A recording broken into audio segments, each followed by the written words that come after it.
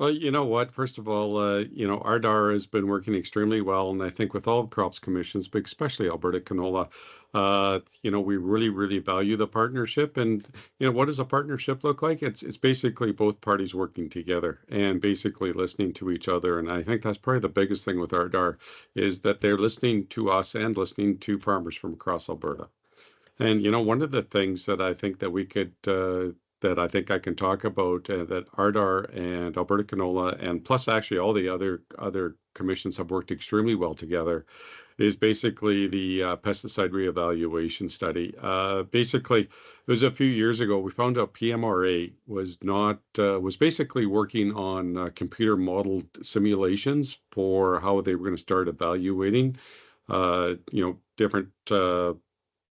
different pesticides, and we thought, hey, that's just wrong. We need real science to be able to work with. So basically, with the help of RDAR, but with the help of everybody coming together, we were able to come up with our own study and actually look at different water bodies from across Alberta, and basically to see if there was actually pesticides that were actually going into those water bodies. And actually, we were able to find out that they weren't. And but it was totally different than what the computer simulations were saying. So we were so happy to be able to see that what we thought was happening was actually happening. And it wasn't was if it wasn't for being us to be able to work together, that never would have happened. And that gets back to it's what we, and I think we're going to see a fairly consistent theme throughout our discussion. It's working together, but at the same time, to keep on talking to each other. If we talk to each other and find out what our needs are, that's one thing that they can focus on very effectively and actually very efficiently, because it gets back to just it's amazing uh, you know, when you actually talk to people to see what comes out, and basically what you think is might not be a priority all of a sudden becomes a priority. So it's good communication and also good listening.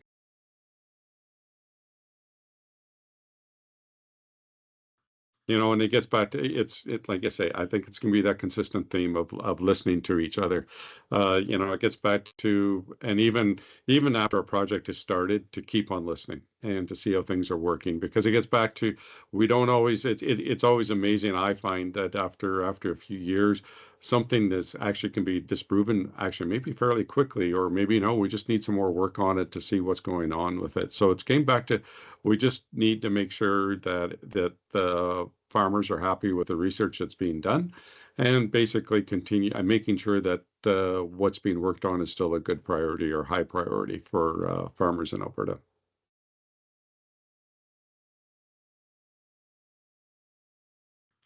And so one of the things is we are part of obviously the Canola Council of Canada.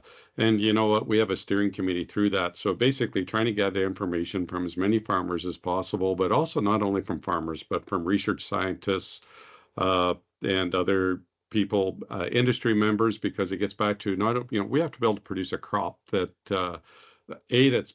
good for us, but at the same time, we have to produce a crop that we have to be able to sell and for people to use to turn into different products. So, we need information from all those groups to make sure that we are focusing our research on on the industry and growing what we need to grow to be valuable for everybody. So through the steering committee, through the Canola Council, basically we go through that and figure out what we need and who we need it for, and who can do the research. So it's basically through that is how we can determine the what the priorities are for the canola industry.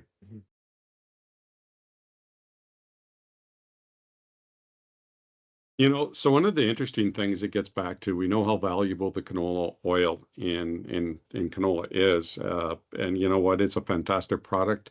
The range of use is absolutely amazing. It's been fun to talk about it for the last little while, but not only as a vegetable oil or a food oil, but basically for biofuels, and that shows you how wonderful it is.